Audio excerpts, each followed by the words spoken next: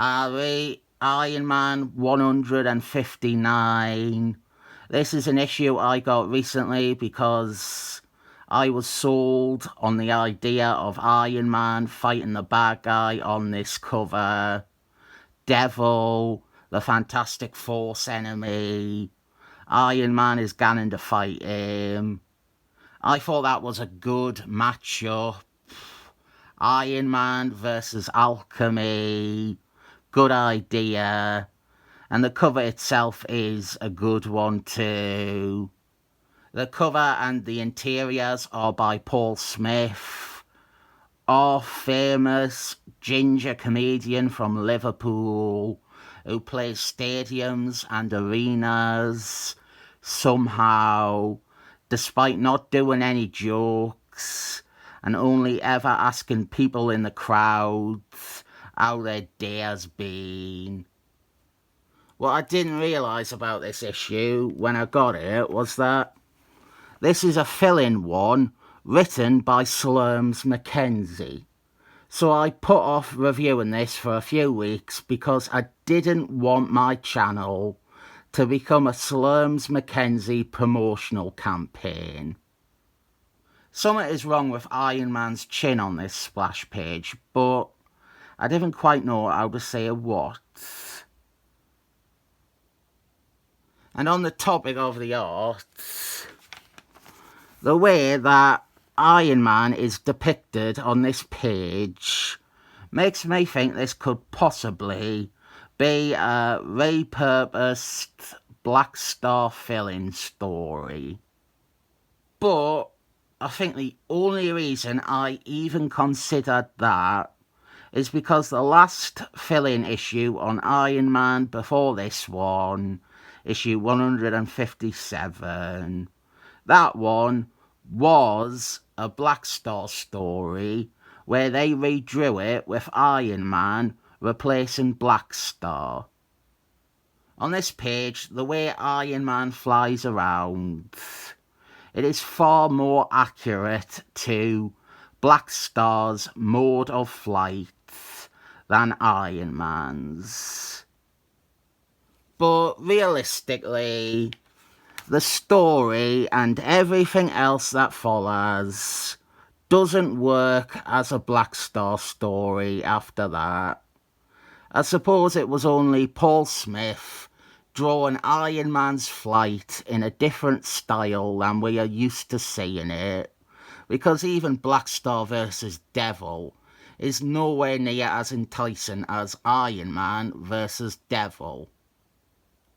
I should show a cutaway to that other issue that was originally a Black Star fill-in issue, which was tweaked to be Iron Man.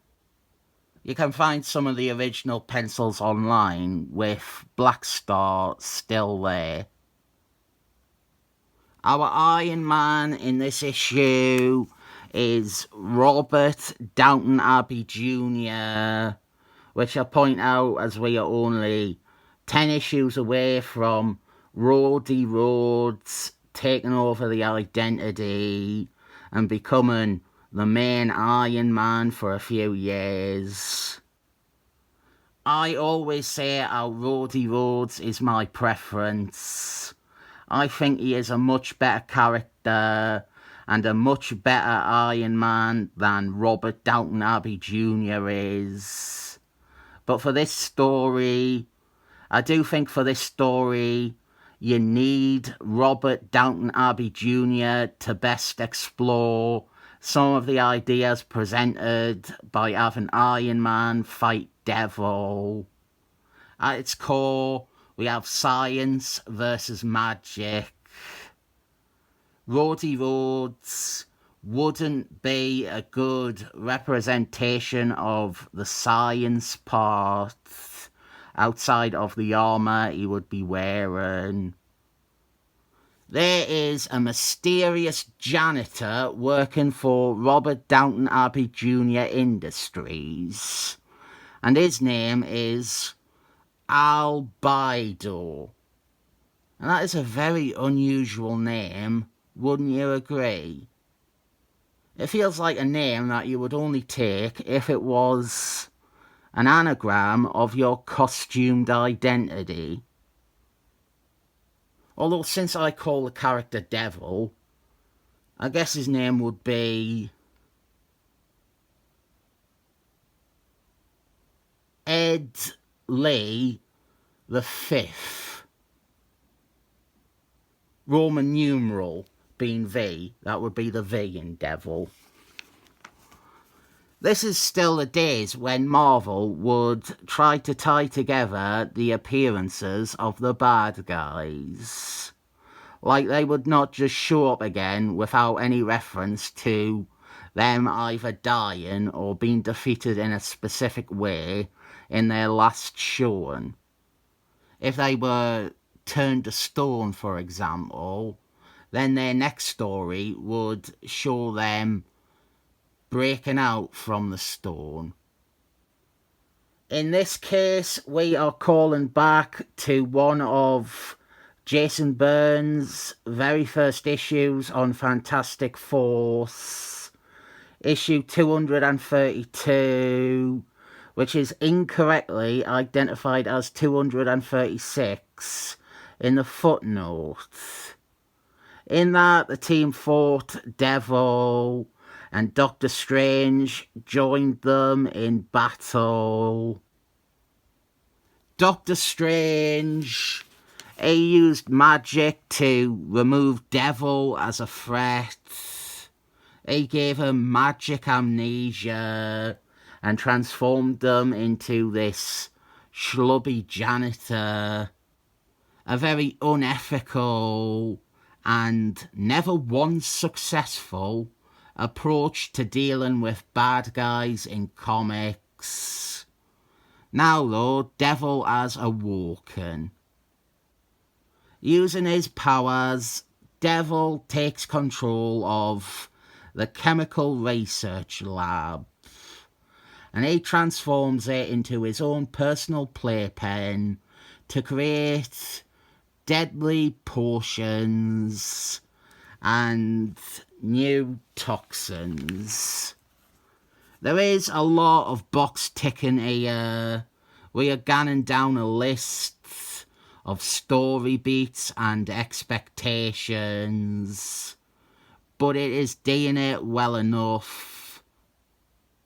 Slurms McKenzie, like I said of Chuck Dickens last week in a couple of videos, he knows how to write a comic properly.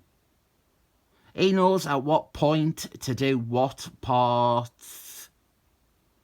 I also started noticing some similarities here to the Captain Cold story. The first appearance of Captain Cold. We have a very comparable idea of the bad guys sealing themselves off in one of Iron Man's labs. And to be honest, reminding me of comics I like is good. So, here is Iron Man and a two-headed monster like on the cover. It's not a dragon because it doesn't have wings. It does breathe fire though.